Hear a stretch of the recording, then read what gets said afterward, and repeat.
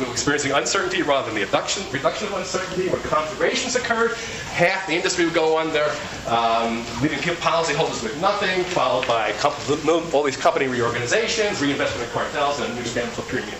What a mess. People organized in response to that, and they organized insurance mutuals.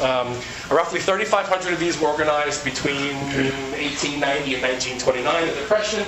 They accounted for 11 to 12% of the market of insurance underwritten altogether. They're very regionally unequally developed.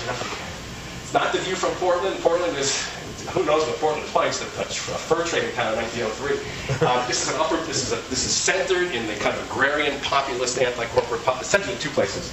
The agrarian, corporate, anti-corporate populist politics, trying to seek a more regionally balanced economy in the upper Midwest, in Wisconsin. Also the industrial interests, those are the class mutuals. They have the mill mutuals, the big textile mills, the big grain mills also form mutuals. So there's really two variants of this. It's a pretty significant movement of organizational ecology.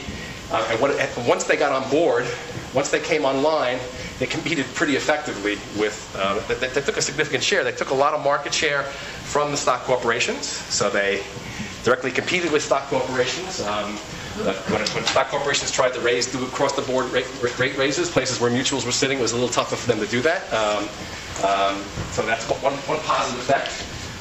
Let property owners completely, these mutuals, a system of mutuals, let property owners completely exit from the for-profit stock-based provision system if they wanted to.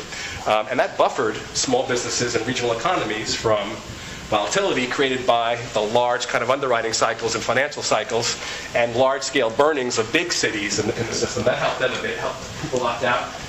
Actually, the insurance system functioned more as a mechanism for reducing uncertainty when you can do this. It also expanded provision into new markets and regions.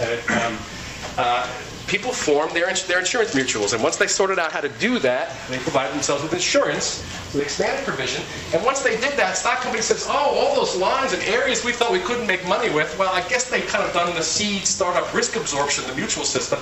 So they flowed. Stock companies really flow into all these lines and all these regions that the mutuals that they hadn't touched and refused to touch and didn't think there was any possibility. And this was really important because the economy depends upon cash. Trade and commerce depends upon cash and credit.